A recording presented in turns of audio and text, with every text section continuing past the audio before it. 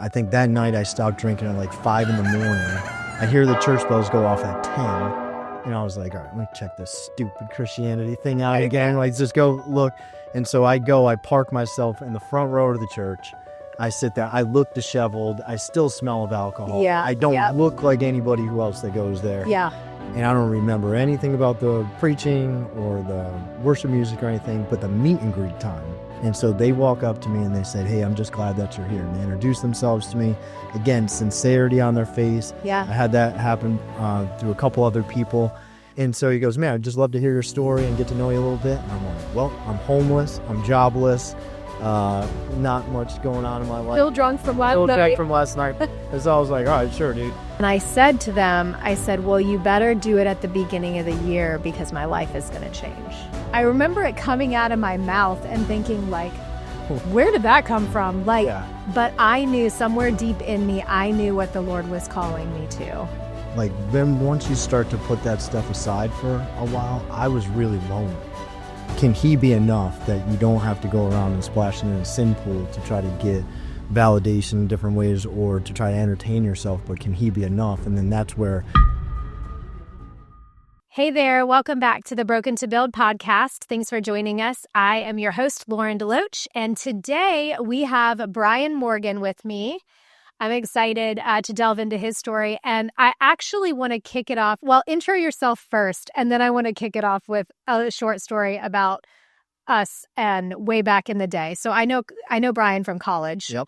It's been a long time. So go ahead and tell everyone a little bit about yourself. Okay. Yeah, so my name is Brian Morgan, and I've been married to my wife, Amanda, for about 13 years. We got 2 kiddos, Trinity and Titus, who are 12 and 10. Those are great names. Yeah. Yep. And I work for a nonprofit called See Jesus. So I'm kind of like street Jesus, and I just run around our community and kind of do these interactive Bible studies, just focus on the humanity of Jesus throughout the Gospels, just helping people learn how to love like him. Cool. Awesome. Okay.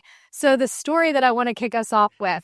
So everyone in college used to call Brian Boxer Brian. Mm-hmm. And I was told, I don't know if it was by you or someone else, that you were a professional boxer. And so that's what I had told my producer before. He's like, who are we interviewing today? I was like, my friend Brian, he's a professional boxer. So I brought that up to Brian before we started. He goes, oh, I totally lied about that. So, yeah, I definitely did lie about that. So tell me where it stemmed from. Tell us the story. Yeah, so I do have a background in boxing and jiu-jitsu and wrestling and everything. And but when I moved to Florida, there's this little dive bar called Cow Corners that was outside of Florida Southern. And so we went there. I had way too much to drink one night and I was getting sick. And this one guy, he's like running his mouth, calling me all sorts of names while I'm throwing up. And I just remember, I'm like, as soon as I stop getting sick, I'm going to punch him right in his face. And so there's a bunch of people that are kind of lined outside the bar. And so as soon as I stop throwing up, I push him. And then he kind of comes forward and I just dropped him in front of everybody. And so a bunch of people saw it. And then everybody's like, oh, Boxer Bri. And so then I just ran with the nickname. And I was just so insecure about who I was, like as a person in so many different ways. Yeah. So I was like, oh, I'll take that rep. Like that gave me some street cred, like as I first got to college and everything and got some attention. So I ran with it.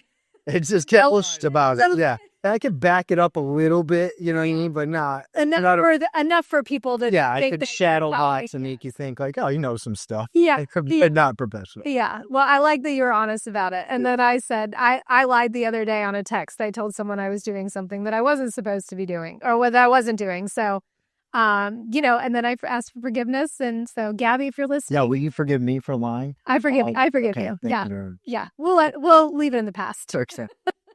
So I'm excited that you're here, and I would just love to hear your Broken to Build story. And so wherever you want to start that, and we'll just kind of dive in.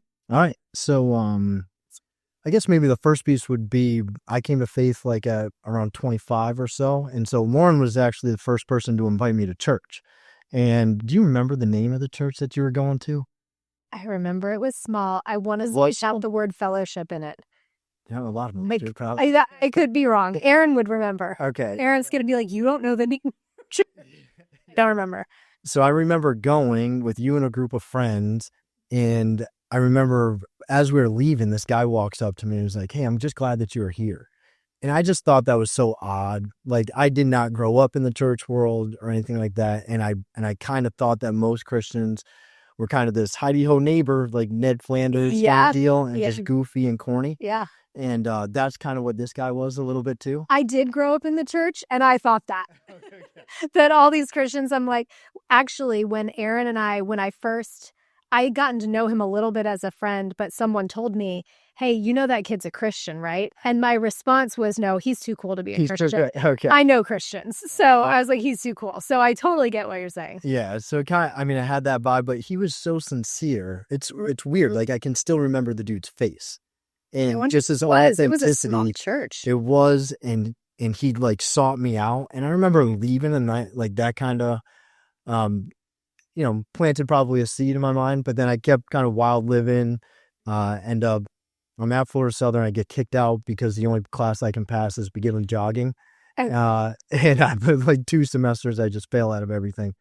And so then trying to figure, I really do think that I'm going to do professional jiu-jitsu. Like, I thought that was going to be my thing. So I'm training jiu-jitsu all the time. Maybe you were just prophesying it for yourself, probably, speaking it into existence. Yeah. And so I'm training all the time. I think I'm going that route. And then that really was not fruitful. And I'm partying. I'm just making all sorts of stupid decisions. And so then I was in a relationship, ended up breaking up, and there's apartments right next. I remember your girlfriend, Raina, right? Yeah. I remember that. Okay. Sorry, that just flashed back. I totally remember. Because she was a Christian, right? Or she was and is. I mean, she was, and I just completely disrupted the flow of her life in a lot of different ways. Okay. And so then she ends up going back home. She talks with her family and then comes back, and then she breaks up with me. And so when she does, we're living in an apartment complex, like right next to this church called First Presbyterian Church, which was down the road from Florida Southern.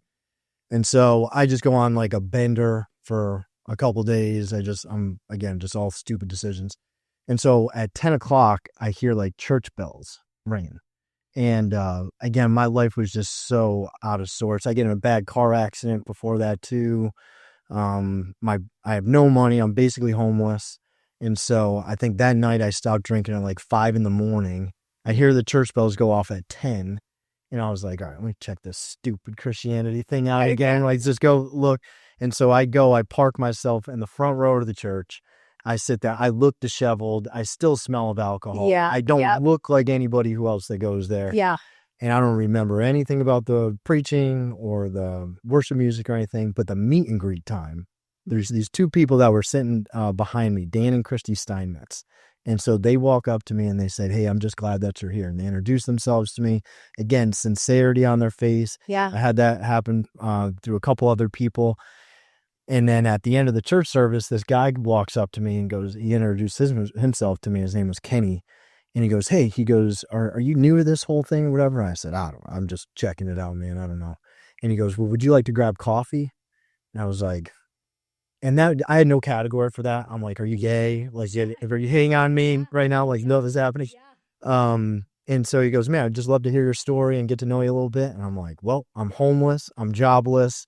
Not much going on in my life. Still drunk from last night. And so I was like, "All right, sure, dude." And so we meet, have a great time. He's really interested in kind of who I am. Again, I just could sense something different about him. And so by the end of our time together, he goes, "I don't know if you're into this at all." He goes, "But would you want to kind of do like a discipleship thing?" And I'm like, "Discipleship? I don't even know what you're talking about." Yeah. Like, I don't know what that word means. Yeah. And he's like, "Well, essentially like meet on a weekly basis and kind of talk to you about the Bible and what it means to follow Jesus." And I'm like, all right. Well, the guy's got 4 kids. He meets with me on Friday nights at 8 o'clock because he knew I would go out partying. And so he just starts teaching me about the Bible, what it means to follow Jesus.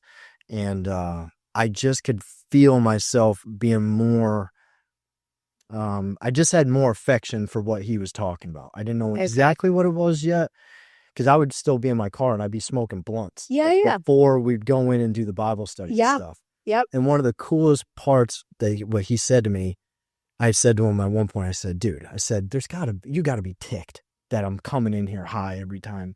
And he goes, Did he know? oh, he knew. Okay. I reeked of it. I mean, Okay. yeah. Yeah.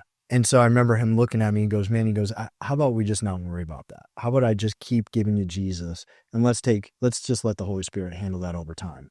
And so Wow. he very patient with me. And then probably over like the next several months, I remember going out and I smoked weed with a bunch of my buddies and I felt bad about it. And I was like, what the heck is happening to me? And so I called him up. I'm like, dude, what is happening? I'm like, I don't ever feel bad about this. I'm like, and now I'm feeling like conviction over like going out and doing some of the lifestyle things I was doing. Yeah. And he's like, go Holy Spirit, go. Yeah. That was just the Spirit working inside. And then I just started having a blast just following Jesus. I mean, there's a lot that went on there, but I started kind of, I got a job working at McKeel Academy. And so I was teaching medical skills. I was coaching wrestling, started volunteering at the youth group at the church that I walked into drunk. Okay. Went on mission trips to Haiti and just was like, oh, this is what living really is. I just had a whole new category for life. And Jesus was just at the center of it.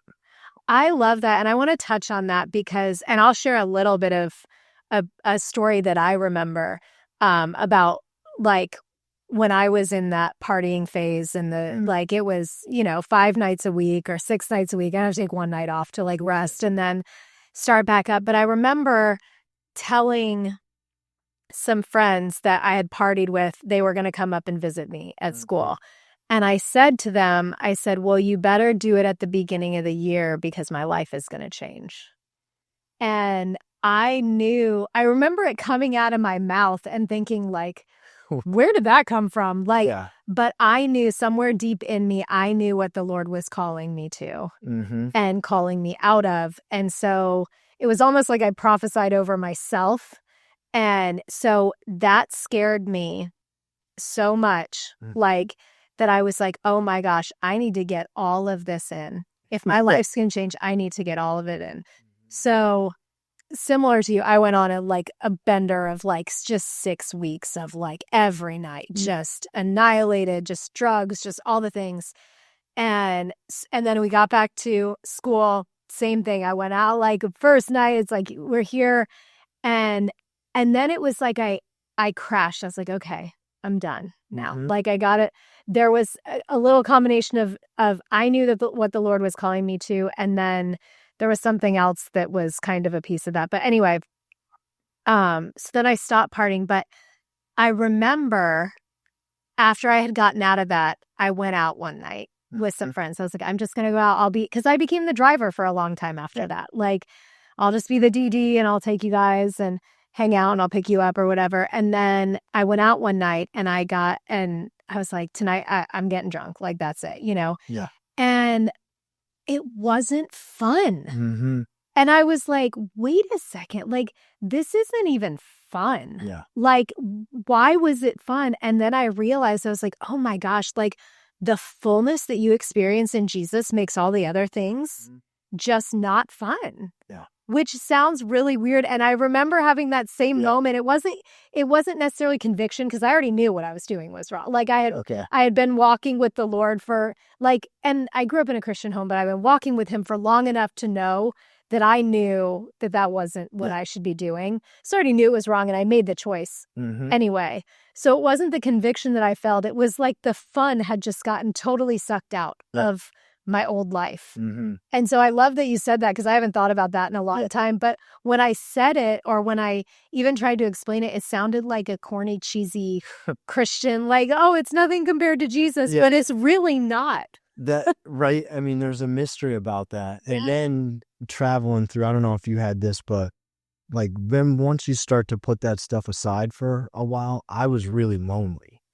Like I went through a piece where I was like, all my friends are going out and doing their thing on Friday and Saturday nights, even after college. Like a lot of the guys I trained jiu-jitsu with, like I was in that setting, and then I wasn't putting myself in those environments. Yeah. And then I remember I had the guy that was mentoring me just said, he goes, Jesus just does that to his favorites. He's going to put you through a season of loneliness. And then can he be enough that you don't have to go around and splashing in a sin pool to try to get validation in different ways or to try to entertain yourself, but can he be enough? And then that's really where I fell in love with him too. I remember going to Lake Hollingsworth and I would just hang out there for like hours. I would just read and pray.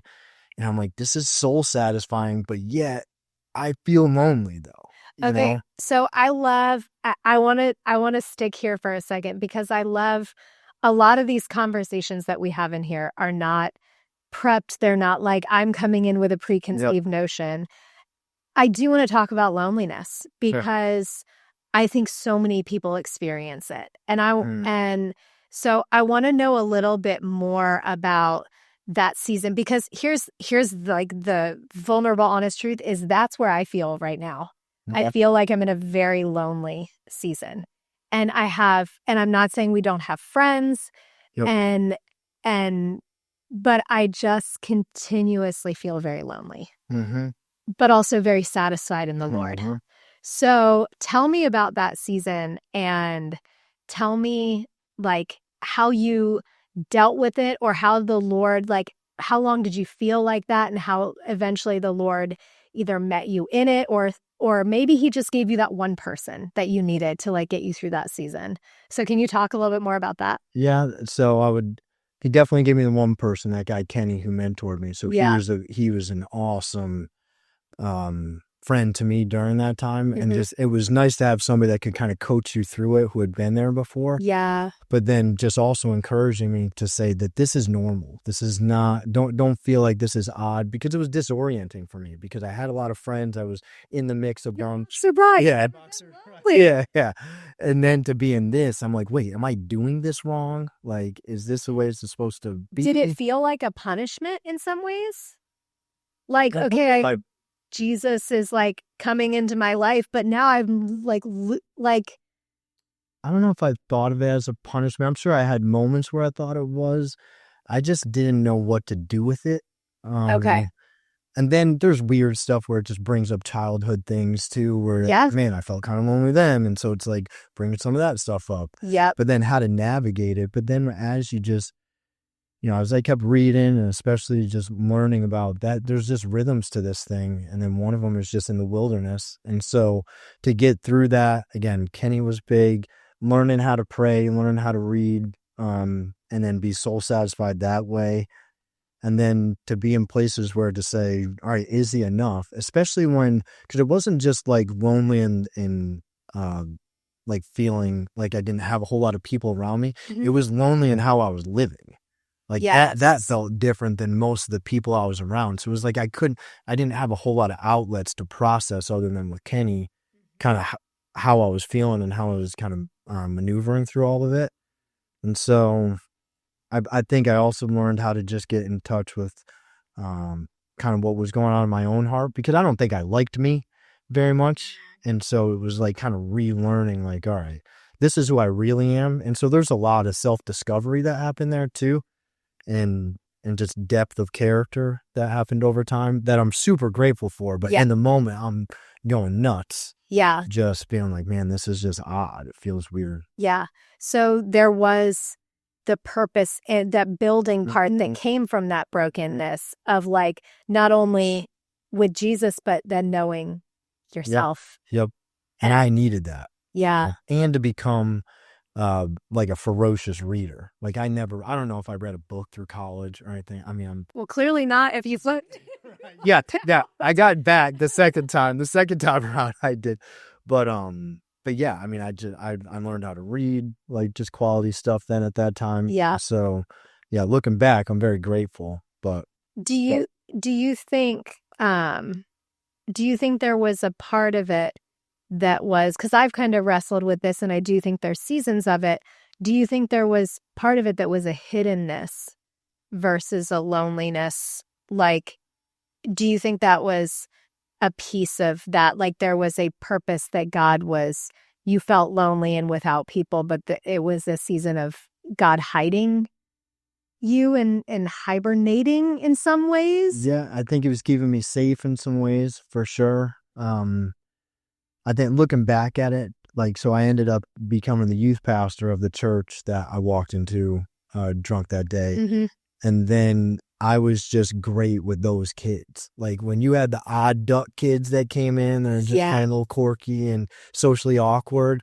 Those kids I was great with. But I think part of that was I just remembered I went through a season of that, just not having a ton of friends. So I learned also the value of friendship and to try to help people experience that when they were maybe didn't feel like they have as many people. Yeah. But also I think you're right. There's a safety piece in there of like a hiddenness too. Yeah. So we can move on from loneliness, but I do want to ask you, what would you say to someone that might be in that season out there that might be struggling with loneliness or feeling hidden or whatever that may be? Yeah, I would say don't be disoriented by that. I think that is just part of the journey. Just even thinking about I tend to make a beeline for Jesus pretty quick in some ways. And so you think about Palm Sunday, and as Jesus is riding into Jerusalem, it says that he looks at Jerusalem and he weeps over it. And so in that moment, that Greek word it's like a guttural, like loud lament wailing. And so I would imagine if you were the disciples and you kind of look back, you're like, what is going on here? Like everybody else is celebrating as he's riding it. Yeah. And so to look back to see him crying like that, but I think his sadness, I think he felt isolated. I think he felt lonely. I don't know if anybody goes up to him and says anything to him. Yeah. Like the text doesn't tell us. Right. I would imagine he felt like that. And then you fast forward how lonely he's going to feel on the cross. Yeah. That he's still loved. And at the garden. Yep. In the garden too. Right. Yeah. You know, Ethan, when he's asking his buddies, hey, would you pray with me or pray for me? And they fall asleep. Yeah. You know, so Jesus knows what it's like to be lonely. Yeah. And so when I feel like that, the author of Hebrews says that he can sympathize with us in every way. And so just know that you've got a high priest who can sympathize with you, and he knows what it felt like to be lonely, and he can travel with you in those spaces too. I love that. Thank you for sharing that. Yeah. So we paused on the lonely part of your story as you're coming out of former boxer Bri and new boxer Bri. I don't know if you're still boxing. But like, more jiu-jitsu. Jiu-jitsu Bri. Yeah. Jiu-jitsu Bri. That one's the truth for this time. Okay. So then tell me, you start working at the church. Yep. Well, even before, so I started teaching at McKeel Academy for like 6 or 7 years. And so I learned how to be an adult then. Okay. Loved teaching, loved the classroom, thought it was fantastic. Then the guy who was the youth director, and I was volunteering at the church at the time, he was stepping down. He had some health issues. And so they asked me, hey, would you throw your name in the hat to be the youth pastor? And I was like, man, I don't know. I don't know a whole lot still. A lot of it was still new to me. And so they're like, hey, we'll pay for you to go to seminary. So I go to seminary, I end up taking the position. And then me and my wife, Amanda, even before that. And so we're married. Then we got 2 little kiddos, and then I started working at the church, and then everything. I mean, it's just crazy pace. And then in that time, the other maybe broken to build piece is that I just sucked at marriage. I just was not good at it, just super selfish, didn't really know how to love well. Give me a specific example if you're willing to share. About how I sucked at marriage? Yeah. Commanding and demanding to say, listen, you got to keep pace with me and whatever I'm doing. Like, you should be a carbon copy of me. Okay. And not giving space for Amanda to be who she is and then appreciate that. And so not verbally affirming of differences. I'm from upstate New York originally. My wife is from Trinidad. And so like fast pace counterculture and then island culture. Yes. And so gosh, so different. Yeah. So she's late to everything. Right. Yeah. And I would just get super irritated about that. And, and so that would be one example of just not enjoying differences. Yeah. And then not being at the place where I'd be vulnerable enough with what was going on with me. I just thought, like, you're supposed to anticipate this, like what's going on. I wasn't communicating well. Okay. But part of it, I was like, I was not caring for her heart well. And asking good questions, being curious, being more statement driven instead of question driven. Okay. Would be another piece of that. Okay. And so you guys hit a bumpy patch in your marriage, which all people do. Aaron and I had a whole segment on our bumpy patches. So it was lots of fun. What do you do? Like, do do the people around you know? Are you in community with people? Mhm. Are you trying to struggle through on your own? Like, do you go to counseling? What do you do? Yeah, so we have a bunch of different things. So we have marriage mentors that we've been meeting with for like 13 years. It just so happens that they're psychologists in town too, which helps. Okay. And so we were having dinner with them like every 3 months. I mean, and if we would sometimes more often than that, Yeah. but we would have knockdown, drag out. We call them intense times of fellowship, Yeah. not fights. Yeah. Positive Christian You're spin on right. it. Yeah. Yeah. And so doing that, and then the guy that is kind of my primary mentor now is this guy, Tim Strawbridge. And so I'm constantly reaching out to, I'm just an idiot. I'm so suspicious of my own thoughts. Like I don't know what I'm doing half the time. And so I love bouncing things off of other people. And so I would reach out to other people for lifelines. So Timo was one of them, and he was great with just giving me different perspectives. And then the other cool thing is that he then talked to Amanda and said, hey, if he ever goes rogue or starts kind of going off the rails, then you call me. And so like she would call him and be like, Timo, you got to talk to your boy. Yeah. Like, Yeah. you know, and so involving other people. So I don't think we stayed super isolated. I think our stuff was out there, which was helpful. That's good. Yeah. Yeah, that would be one piece. And then I wish I could say I was more mature. I'm still trying to learn how to do spiritual practices with my wife. I'm still just weak in that, you know. And I think some of that maybe got cultivated, at least a desire, but more so. But that's what I would say, like more so right now. Yeah. To say, for some reason, it's just weird to pray with your spouse. At least for me, I don't know. There's a level of intimacy or something about that, and so to be more comfortable in that space. Yeah. I think that takes time. Yeah. You know. And I think you bring up like a good point with that. Like because that's so intimate, we don't actually see that modeled by anyone else, because if they're praying with their spouse, that's their intimate prayer time. Yeah. So they could tell you, pray with your spouse. Okay, this is a funny story, but it's coming to my head. There was one girl they were newly married, and I was kind of, you know, just, she would talk to me and we were friends, and she said, he wants to pray, but someone older told him that we need to pray before every time we have sex. And she goes, and sometimes I don't want to, like, I just want to have sex. She's like, is that wrong? And I was like, oh my gosh. Yeah. No. I was like, I can't, I mean, there has been a select few times in 18 years that's happened. But her question was so funny. And she almost felt, because this older guy was like supposed to be like, oh, you know, next to the feet of Jesus type person. And she felt like it was almost like a sin that she didn't want to pray before they had sex. And I was like, no, that's totally fine. You don't have to pray every time you have sex. Yeah, that's next level. I don't know. I might be praying for sex, but it's probably not the same. But it's we're not approaching the throne in a certain way. Hey, sure. But like, it just, but even if we hear it, even if you've got a mentor that's telling you, oh, pray with your spouse or do this or do that, like, you don't actually see it. We don't see that modeled for us. Yep. And so it makes it hard because what works for some people, and maybe that worked for that guy. Maybe they prayed before every time they had sex, and that's what worked, and that's great.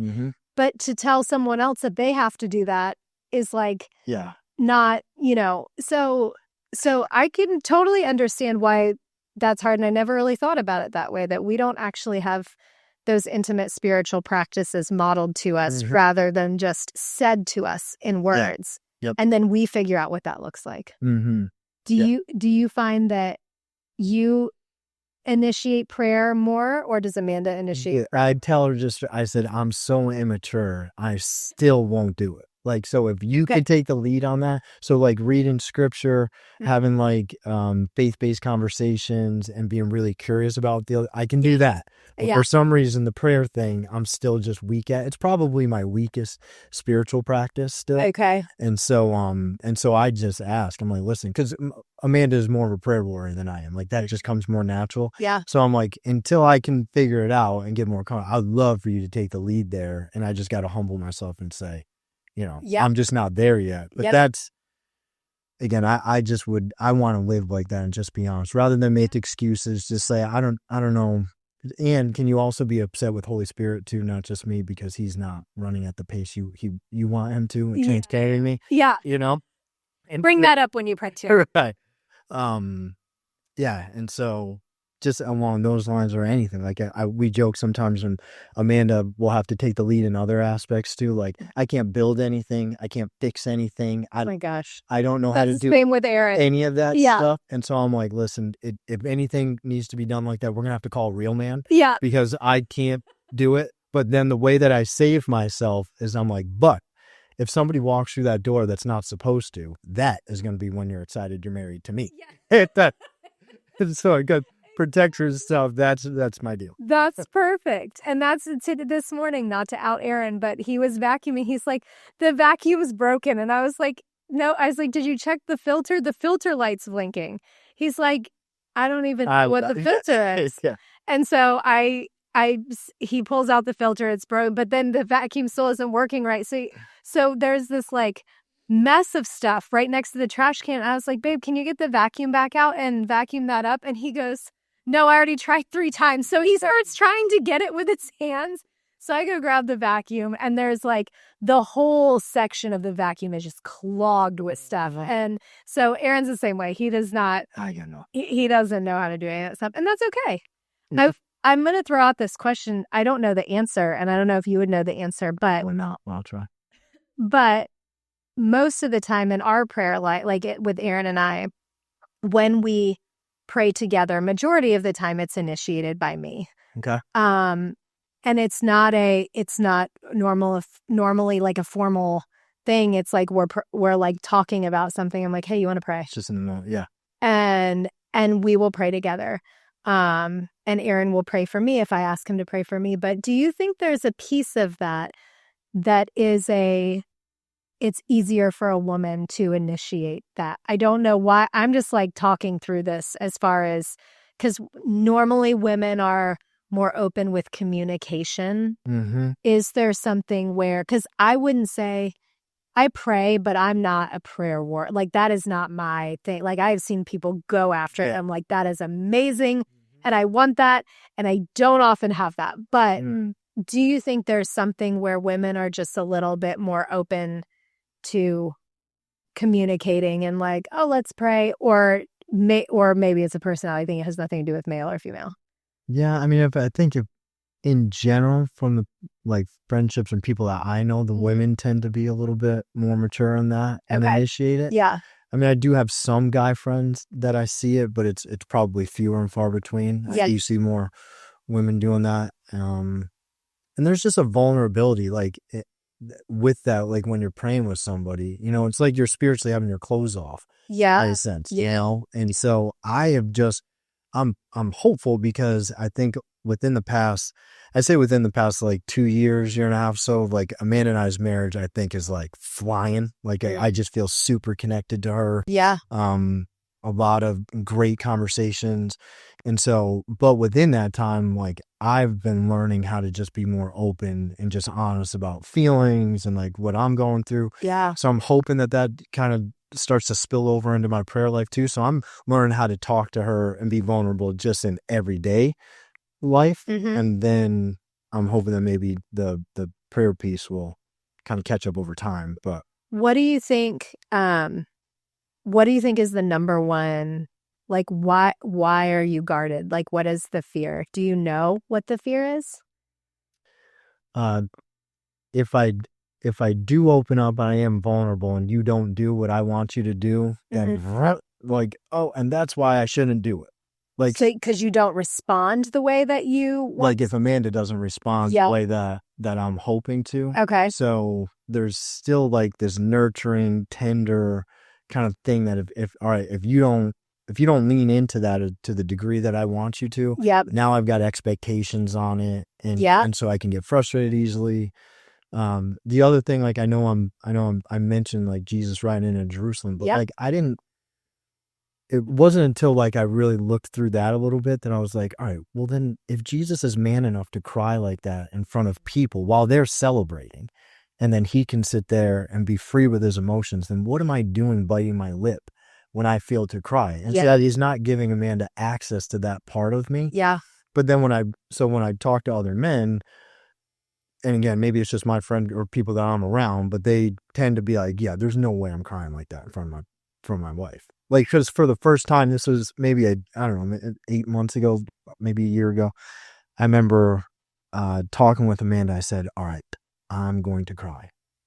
And I'm going to like really cry. I'm not like just gonna, shed some tears. Like I'm going to really cry. And I just want you to hold me and just whatever. Yep. I felt so uncomfortable. Yeah. Even saying that and asking that of her and then doing it. Yeah. So it was like, here you go. Yeah. And she did a great job in that moment, just handling my heart well. But I think that was a tough hurdle. And I think that I'm pretty secure in who I am. Like I don't struggle necessarily with that as much now. Yeah. And that was still a huge hurdle for me. Yeah. So that was challenging. I love that you brought that up because I actually don't think that's just a male thing. I went through a very similar thing with that. And I had to go back to childhood with it. And a lot of people know some of our story, if you've been around Broken to Build a little bit, like we went through some pretty traumatic church hurt. Okay. Aaron did not know how much I was struggling because I refused to cry in front of him. Mm-hmm. And for a long time, I was brought up where crying is weakness. Yep. And anger is stronger. So I'd rather be angry than sad because I don't want you to think that I'm weak. Yep. And I don't want to be one of these, and I use air quotes on this, emotional women that just cry. And so that was very, very hard for me. And I remember a counselor saying, well, why don't you cry in front of your husband? I'm like, because I don't want him to, and he's seen me cry before, but I don't want him to think that I'm weak. And Aaron, as a man, was like, I want to hold you when you're crying, if that's what you need, Yeah. And so I didn't cry. It took me a long time to be willing to cry in front of him when I was really hurt. And I think, and then and years after, still in therapy, my counselor would say, because I would try not to cry in front of him. I try not to cry in front of people. And he said something which was really interesting. And he's like, being vulnerable with your emotions is so much stronger. Yeah. Than takes more courage. Yep. Than not being vulnerable. It takes more courage. And I still have to remember that because I don't like to cry. And I'm getting better at it. But I think that it's been a process for me too. Do you have one antidote to that? Like what's one strategy that you have to help unlock that? Like when you're feeling to kind of retreat and not do it. Do you have any a strategy that helps? No, but I will say that the other thing that I've learned is I used to, on that note, I would pretty consistently cry in worship with the Lord. Okay. Worship makes me, when I get in his presence, I cry. And I was like, oh, I don't want to be the mom. I was thinking my kids specifically. I'm like, I don't want to be the mom that they're like, oh yeah, every worship, every Sunday she's crying at church and tears were coming down her eyes. And I read this quote somewhere and it was probably on social media, but it said something like, it was talking about vulnerability. And I'm like, you know what? I never want to lose this sensitivity to the Spirit. Yeah. And if that's what it is, the emotion is that's what it is, and I'm sensitive to the Lord, then I have to be okay with that because I choose that over not being sensitive and mom never cried in the worship, Yep. So it's like, you know what? Okay, God, I always want to be sensitive to your Spirit. And if it's tears, if it's laughter, if it's whatever it is, I want to keep that. I want to have that. I want to have more of it. I'm not saying it like I've arrived. I want to have more of that. And so that's a space where I've become very, I'm not holding back. If I need to cry, if I need to laugh, if I need to sit or stay, I'm okay with that. Yeah. So that's great. So I think in church, that's a good question. But then in other places, I just try to remember that, this is courage. It takes more courage to cry than it does not to cry. Mm-hmm. And so I've been getting better at it. Yeah. Do you have something? Yeah. So my my daughter said to me, it was probably 6 months ago, or maybe 5 months ago, she got upset. We were at odds about something, and then I was talking about how she was feeling. And then as we were unpacking it, she said to me at the end of our conversation, I kind of asked him, like, how come you didn't express this to me? Like, why didn't you talk to me about this? And she goes, Dad, she goes, I'm not crying in front of you. And I'm like, she's 12. And I was like, what? Like, what do you mean? I said, well, why don't you feel comfortable crying in front of me? Yeah. And she goes, because you don't cry in front of me. And so right. But then I was just like, man, I want to model maturity. And again, I just think if Jesus can cry in front of people, I can. If he's the fullness of humanity and he's perfection in motion, then it's not weird. It's not masculine or whatever, strong to do that. Yeah. And then I actually think one of the things is too, like, I think if I don't tap into my sadness, then what good am I not accomplishing? Because I think one of the things that propelled Jesus towards the cross was his sadness, that his heart hurt for people. The brokenness of humanity. Mm-hmm. Yeah. And then that kind of gives him fuel to move forward. I mean, I think even examples of, you think like Mothers Against Drunk Driving. Well, how did that get started? That was some mom that lost her child. Yeah. Right. And that sadness then produced an awesome organization that helps people. And so then if I stuff my sadness, which I think is a great strategy by the enemy, how many men has he kept from doing as much good as they could? People in general. Yeah. No, you're good. Yeah. Just guys for a second and stuff that and get made fun of or whatever when they're feeling that or expressing it, and then not as much good get launched out into the world. And so I think, all right, how is God trying to use my sadness for not only maybe good in my life, but good in somebody else's life? Wow. And so I think that's a little bit of a motivation now too. That's so good. That's so good. That's so wise. I would have never come up with that. I'm like, I went to this straight, like in my head, I'm reading this book right now called, it's a long title, but it's called Feelings Buried Alive, Never Die. Okay. That's a powerful title. The idea behind when you're saying stuffing that, like that, what this woman is saying is it's got to come out. You can stuff it. It'll come out in a different way. Mm-hmm. A lot of times it'll come out in a physical illness. Yep. Because your body can't handle all the emotions that we stuffed and we didn't feel because it was weak or we didn't have, whatever it is. So I like so much more of what you said, because I went the physical idea and you took it straight back to Jesus, who was the ultimate man. Mm. Like you know what I mean? Like, man. Yep. It's just, that's amazing. So how often does he cry? If I go and this absolutely. Yeah. So like, I think, how many times does he listen to people's stories and then he cries?